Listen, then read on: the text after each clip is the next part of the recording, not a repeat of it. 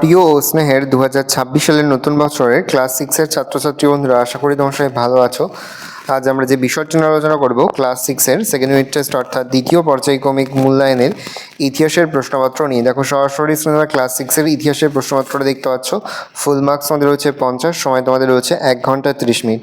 একের দাগে সঠিক উত্তর নির্বাচন করো যে কোনো 5টি প্রশ্নে, মানে 1 করে 1 × 5 = 5। বৈদিক সমাজে পরিবারের প্রধান ছিলেন রাজা বৃহস্পতি বাবা। মেগালিথ বলা হয় পাথরের সমাধিকে, পাথরের গাড়িকে, পাথরের খেলনাকে, পাথরের সমাধিকে। ঋগ্বেদের রাজা ছিলেন গোষ্ঠীর প্রধান, রাজ্যের প্রধান, সমাজের প্রধান, গোষ্ঠীর প্রধান। মহাজনপদগুলি গড়ে উঠেছিল খ্রিস্টীয় ষষ্ঠ শতাব্দে, উত্তর হবে খ্রিস্টীয় ষষ্ঠ শতকে। পার্শ্বনা ছিলেন মগধের রাজা, বজ্রীদের রাজা, জৈন তীর্থঙ্কর। নালন্দা মহাবিহার স্থাপিত হয় কুমারগুপ্তের সময়। আদি বৈদিক যুগের ইতিহাস জানার একমাত্র উপাদান ঋগ্বেদ। 2-এর দাগে নিচের প্রশ্নগুলোর উত্তর দাও যে কোনো 10টি। কোন শিলালেখ থেকে শাসক খারবেলের কথা জানা যায়? হাতিগুম্ফা। গৌতম বুদ্ধের প্রথম নাম কি ছিল? সিদ্ধার্থ। কোন অঞ্চলকে ভিত্তি করে বেশিরভাগ মহাজনপদ গড়ে উঠেছিল? গঙ্গা যমুনা উপত্যকা। গুপ্ত সাম্রাজ্যের প্রদেশগুলিকে কি বলা হতো? ভুক্তি। বেদের অপর নাম কি? শ্রুতি। পরবর্তী বৈদিক যুগে মৃৎপাত্রগুলি কি নামে পরিচিত? চিত্রিত ধূসর মৃৎপাত্র। পরবর্তী বৈদিক যুগে কী চাষ হতো? ধান, গম, যব। এলাহাবাদ প্রশস্তির রচয়িতাকে? হরি সেন। ঋগ্বৈদিক যুগের প্রধান দেবতা কে ছিলেন? ইন্দ্র। বৈদিক যুগের শিক্ষা ব্যবস্থার প্রধান কে ছিল? গুরু। দক্ষিণ ভারতের একমাত্র মহাজনপদের নাম কি? অসমক। মেগালিথ কি? বড় পাথরের সমাধি। জৈন ধর্মে মোট কতজন তীর্থঙ্কর ছিলেন? 24 জন। চন্দ্রগুপ্ত মৌর্যের রাজধানীর নাম কি? পাটলিপুত্র। মগধের প্রথম রাজধানী কোথায় ছিল? রাজগৃহ। তাকে শূন্যস্থান পূরণ করো। আর্য কোনো ড্যাশ নয়, জাতিবাচক শব্দ নয়। বেদ শব্দ এসেছে ড্যাশ শব্দ থেকে? বিদ থেকে। ঋগ্বেদে ড্যাশ পর্বতের উল্লেখ নেই? বিন্ধ্য। বৈদিক সমাজে ড্যাশ খেলা ছিল জনপ্রিয়? পাশা। তীর্থঙ্কর বলা হতো ড্যাশকে? জৈন ধর্মের প্রধান প্রচারককে। সাম্রাজ্য টিকিয়ে রাখতে মৌর্যদের ড্যাশ দরকার ছিল?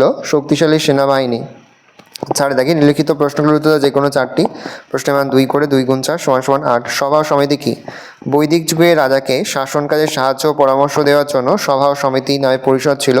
সভা বয়স্ক ব্যক্তিদের নিয়ে সভা গড়ে ওঠে। সমিতি গোষ্ঠীর সকলকে নিয়ে সমিতি গড়ে ওঠে। সভা ও সমিতিতে রাজাকে পরামর্শ দান, যুদ্ধ ও রাজনীতি বিষয়ে আলোচনা হতো। বেদের অপর নাম শ্রুতি কেন? বেদের অপর নাম শ্রুতি কারণ বেদ মূলত গুরু শিষ্য পরম্পরায় কানে কানে শুনে মনে রাখার মাধ্যমে প্রজন্মের পর প্রজন্ম ধরে চলে এসেছে। এই কারণে বেদের অপর নাম শ্রুতি, যার অর্থ যা শোনা গেছে। ঋগ্বেদে কোন পর্বতের উল্লেখ আছে? ঋগ্বেদের প্রথমে হিমালয় পর্বত এবং কাশ্মীরের মুজপান সিংয়ের উল্লেখ আছে।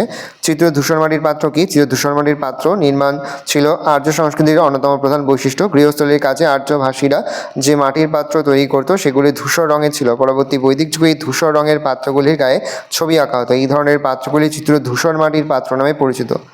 দ্বাদশ অঙ্গ বলতে কি বোঝো? বল্লভীয় ধর্মসভায় জৈনদের পালনীয় ধর্মীয় রীতিনীতির সঙ্গে অঙ্গ উপাঙ্গ মূল সূত্র যোগ করা হয়। এগুলিকে একত্রে দ্বাদশ অঙ্গ বলে। দ্বাদশ অঙ্গে জৈনদের একটি প্রধান ধর্মগ্রন্থ। বৈদিক সমাজ কটি শ্রেণীতে বিভক্ত ছিল? কী কী? বৈদিক সমাজ 4টি শ্রেণীতে বিভক্ত ছিল: ব্রাহ্মণ, ক্ষত্রিয়, বৈশ্য এবং শূদ্র। শ্বেতম্বর কাদের বলা হয়? উত্তর ভারতের থেকে যাওয়া জৈনরা পার্শ্বনাথের অনুশাসন মেনে শ্বেত বস্ত্রধর সাদা কাপড় পরতেন। এরা শ্বেতম্বর নামে পরিচিত। শ্বেতম্বরদের নেতা ছিলেন স্থূলভদ্র।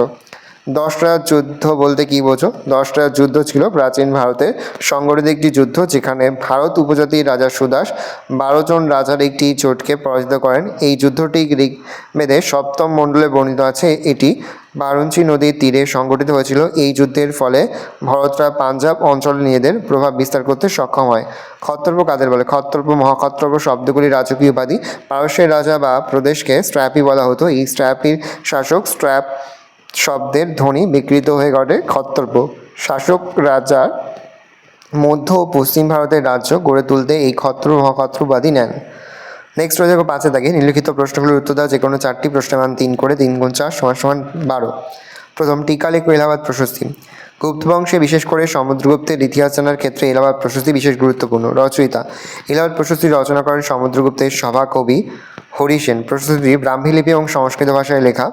গুরুত্ব: এলাহাবাদ প্রশস্তি থেকে সমুদ্রগুপ্তের পূর্বপুরুষদের নানা জানা যায়। এছাড়া সমুদ্রগুপ্তের আর্যবর্ত ও দাক্ষিণাত্য বিজয় সহ ব্যক্তিগত গুণাবলীর কথা জানা যায়। এই কারণে এলাহাবাদ প্রশস্তি গুরুত্বপূর্ণ।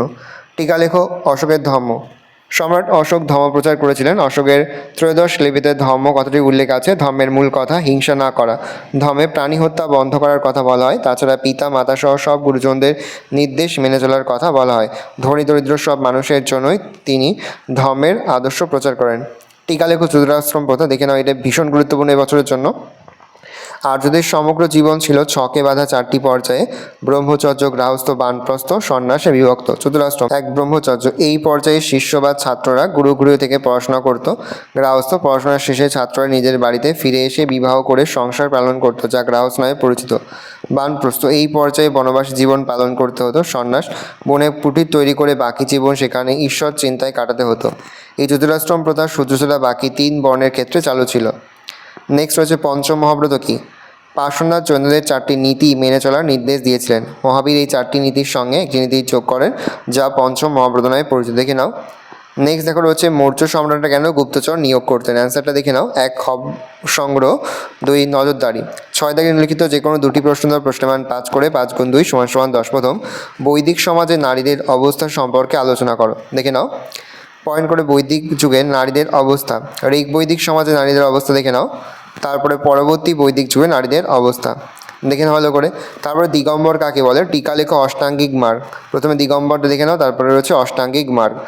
শাসক হিসাবে সম্রাট সমুদ্রগুপ্তের কৃতিত্ব আলোচনা করো। দেখে নাও অ্যান্সারটা। 1 রাজ্য জয়, 2 দিয়ে শাসক হিসেবে কৃতিত্ব, 3 বহুমুখী প্রতিভা, 4 বিদ্যোৎসাহিতা, 5 সার্বভৌমত্ব প্রতিষ্ঠা, 6 পরধর্ম সহিষ্ণুতা।